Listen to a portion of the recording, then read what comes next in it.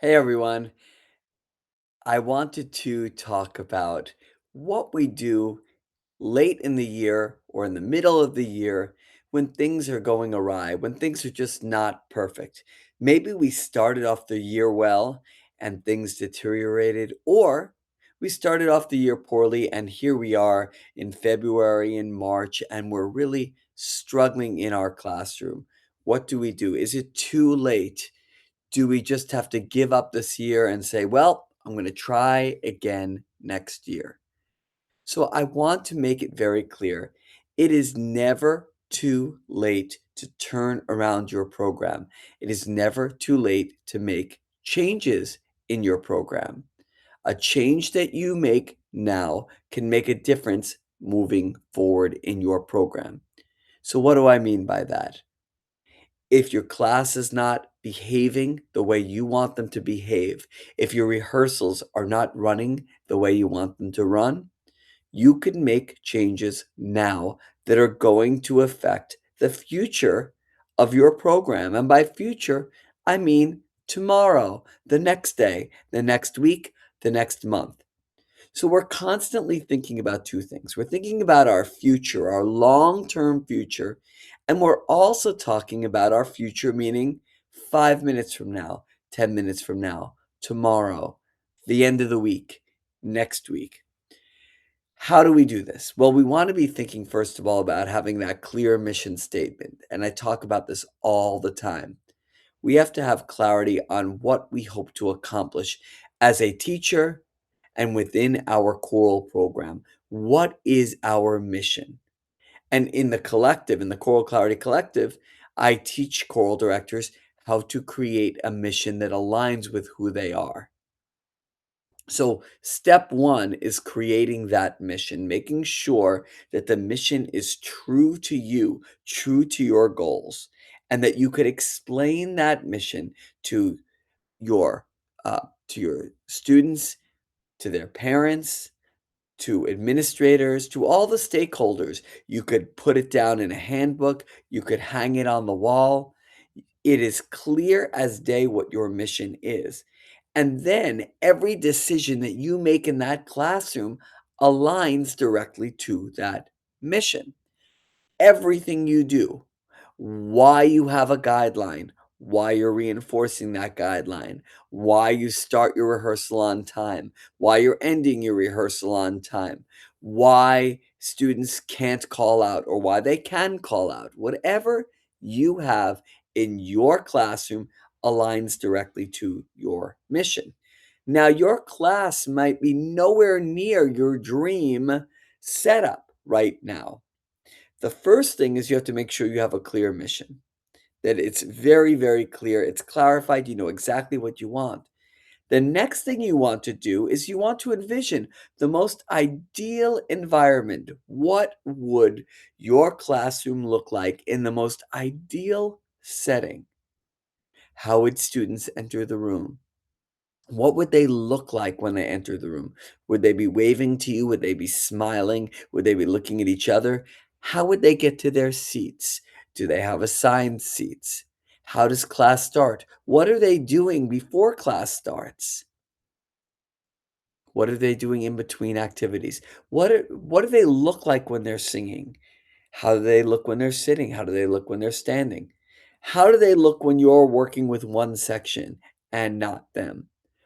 Envision every aspect of what you want your rehearsals to look like. Now, right now it's February, it's almost March, and you might be saying, "Yeah, I have this dream set up. There's no way I can get there right now." Well, maybe you can't get there right now, but you can get one step closer to that vision every day. You could move in that direction right now. How do you move in that direction right now? Well, first of all, you have to know clearly what your ideal is. And then you have to start chipping away at the most important things and the things that you could accomplish first. So, for example, the first thing you would want to accomplish is how students walk in the room. How they enter the room could be a non-negotiable. If a student doesn't walk in the room the way that you would like them to walk into the room, You could actually teach it to them, have them walk out and walk back in again. Now, be careful. You want to create that procedure based on the mission, based on the vision, so you get buy-in from your students. You don't just give a directive with a because I said so. You are actually telling them that you want them to walk in a certain way because it aligns with the mission that you have explained to them clearly. So the first thing you could do is that. The second thing you could do is make sure that your guidelines are clear and effective. What if you have ineffective guidelines right now? Well, you can write effective ones and start over. And the way I would do this is I would say, class, I've let you down. The guidelines that I've created have not been effective. They have not been creating a safe environment for you, for all the students. And they also are not aligning with my goals and my mission uh, for success for you. So starting tomorrow, I'm going to be bringing about 5 new guidelines, and we're going to go over them in class. So when you come in tomorrow, I'm going to ask you to walk in quietly, find your assigned seat. I'm just giving you an example here. Find your assigned seat, and then we are going to go over those guidelines. So I'm giving them sort of a warning of what's going to happen for the next day. I'm explaining why in advance, and I have my clear guidelines ready to go. But here's the thing. Before you have clear guidelines, you have to have a clear mission. You have to have a clear vision of what you want your program to be. And then those guidelines need to reinforce the culture that you want to create. And I've talked a lot about guidelines and that they need to be framed positively and they need to be direct. Things like be respectful, not a good guideline. Good guideline is raise your hand and wait to be acknowledged before you speak, or um, or follow directions the first time they're given, or water is the only beverage permitted in the class. Something that is very clear. Please keep hands and feet to yourself. Things that are clear that you could communicate and that you could see whether it's happening or not. Something like be respectful or be kind. These might sound nice, but they are not effective guidelines. So the guidelines that we create have to align with our mission and with our culture. And hopefully that culture is a positive culture, one that is welcoming. Therefore, it should be framed positively. Now, all of this, putting this together, aligns with the concept that you can change what you're doing now, but you have to prepare. Now means now you go home and you make sure your mission is clarified. Then, once you do that, you describe your culture, what your rehearsal should look like ideally. And then after that, you create guidelines that align with that culture, that align with the mission. And then you introduce to your students that you are going to make a shift based on this mission that you've been introducing and cultivating. So, those are the steps to turning around your program in the middle of the year. After that, you start to get buy-in. Buy-in happens by continuing to reinforce the culture, by focusing step by step. You might have focused on how they walk in the room. You focus on how class begins. And if students don't begin with you, you start again. You focus on students raising their hand, that you're not calling on them or acknowledging them when they call out.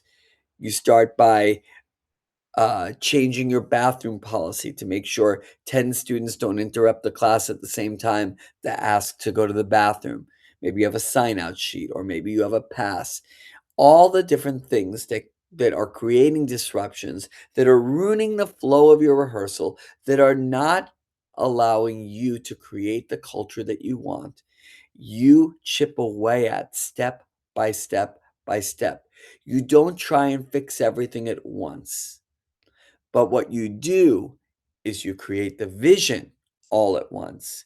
You visualize the ideal rehearsal all at once, and then you chip away step by step with the culture. And so, therefore, your culture doesn't have to go from 0 to 60 overnight. It has to go from 0 to 1 to 2 to 3 to 4. And everything is connected with that vision and with that ideal. It's almost like I remember being a child, and at my elementary school, they were trying to build a playground, raise enough money for the playground at the time. I think it was $10,000, and it was a log playground. So they were collecting money from parents and raising money with logs. And every time, $100 was raised, they'd put another log and another log and another log and another log. There was a clear vision of raising $10,000 to build this dream playground. If you have this dream of your choral program and you build that foundation and you know what that ultimate picture is going to look like, you've created the vision. Now it's chipping away at what's most important, step by step by step by step. And when you see it unfolding, you're no longer frustrated. You're no longer frustrated by what you can't do, but you're excited about what's coming next. This is how you turn around a program in February, in March, in April, and even in May, because how you end will determine how you start in August or September. So I hope this was a helpful short video on explaining how you could turn around your program now. If you're not in the Choral Clarity Collective and you're watching this video, this is what I teach in the collective through the curriculum with online videos, but also in the community and on my live calls where I coach you directly. And you get on with other choral directors as well, and we talk our way through building your program. So if you found this interesting, I hope you check it out. Check out my school group, check out the Choral Clarity Collective. Thank you so much. Have a great day.